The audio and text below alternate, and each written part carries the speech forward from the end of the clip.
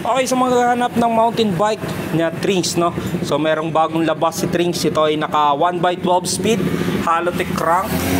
Yan, cassette type, oil slick yung kanyang sprocket. L2AX yung kanyang RD. So FD wala siya, naka Halotech na yan. 1x DBY 1300 Elite natin is a medium frame 16. Alloy frame, seat post, stem, handlebar. Then ito L2AX yung kanyang shifter, RSX hydraulics, lockout suspension fork, quick release harap likod, alloy rim. Yan po yung Trinx DBY 1300 Elite natin, mountain bike. Yan. Sa mga gusto, check out na lang. Available po yan sa TikTok and Shopee natin. Okay, amazing day mga ka-GMC. So welcome back to my channel. Okay, meron na naman tayong bagong i-update. Ayan, so bagong dating dito sa atin. Actually hindi naman na ito bago, pero dito sa amin bago to. Ayan, Trinx DBY 1300 Elite na mountain bike natin, 27.5.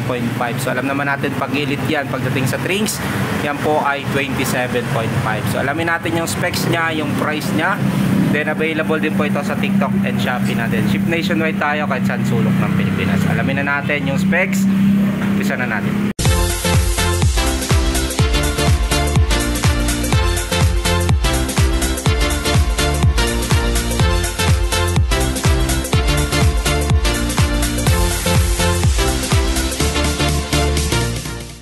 Okay, amazing day mga ka-GMC. So meron naman tayong bagong iba-bike check. Ayan, so ito Trinx DBY 1300 Elite.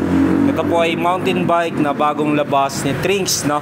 So di ko sure kung 2024 or nasa 2023 model pa to kasama. Pero ngayon 2024 ito lumabas. Trinx DBY 1300 Elite mountain bike. Ito po ay alloy frame. Then standard po dating sa Trinx, ayan, medium 16 po yan, 6061 alloy material. Then glossy gray siya, tapos yung mismong logo ng Trinx nya. Ayan, so parang may pagka gold.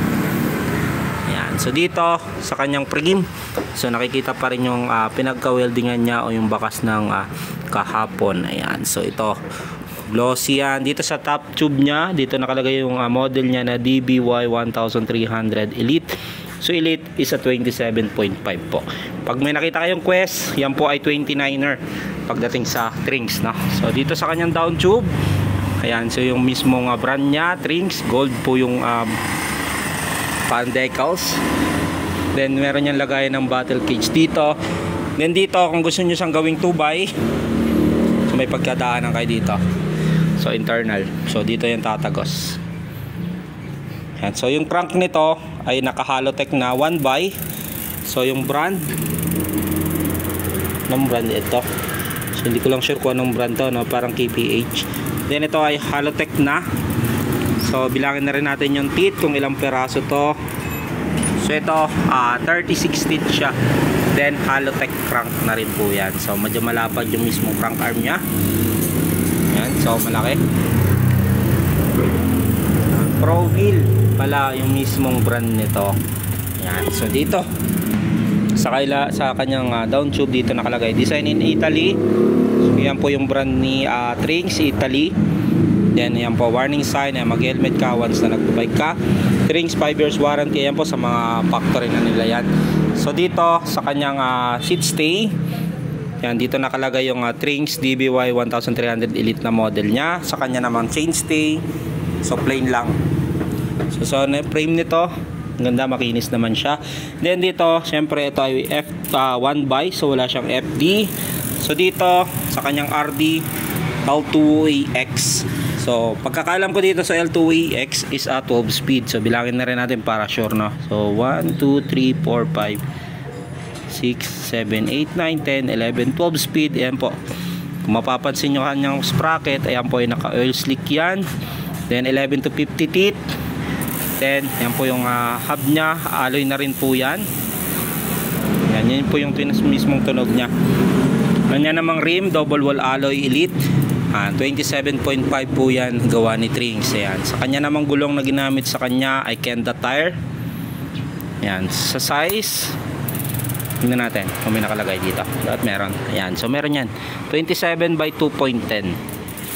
Ayan, so dito naman tayo sa kanyang seat post.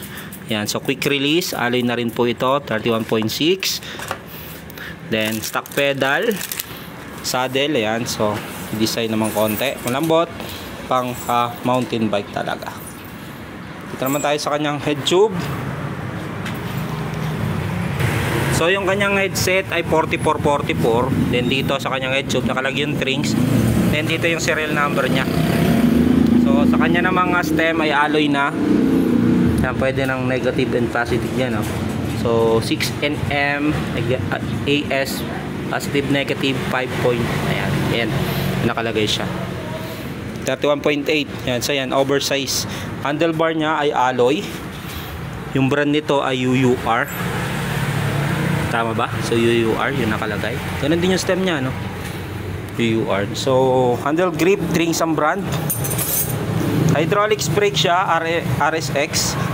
So yun po yung brake niya, may brake fluid siya. Then kanyang shifter syempre 1x, so wala siyang shifter dito. Then dito lang po sa kanyang bandang kanan sa 12 speed papunta dun sa kanyang RD. Sa kanyang fork naman ay alloy na. Preload coil. Then ito may lockout suspension yung fork na.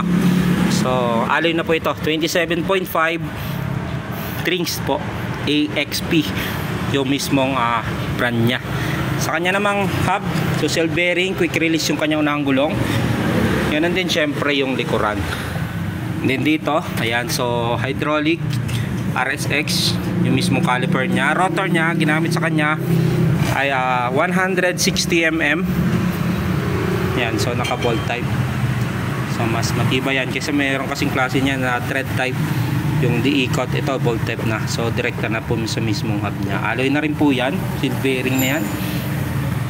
Headset is 4444. Ayan, so Trinx natin, DBY 1300. Ito po ay naka 1x12 speed. Alloy frame seat post. Ayan, stem, handlebar, fork, up, rim, hydraulics brake, L2 AX shifter. Trinx 27.5 Elite natin. Price po nan ay 14,400 with 6 freebies, glock tube, machine guard, arm sleeve, taillight. Available po yan sa TikTok at Shopee natin. Sa mga gusto, check out na lang po sa mga ganyan. So available po yan JMC Bikes Cavite. Ayan, so TikTok and Shopee natin. Thank you po and God bless. So comment down below sa mga gusto nitong bike na to, Trinx TBY 1300 Elite natin mountain bike.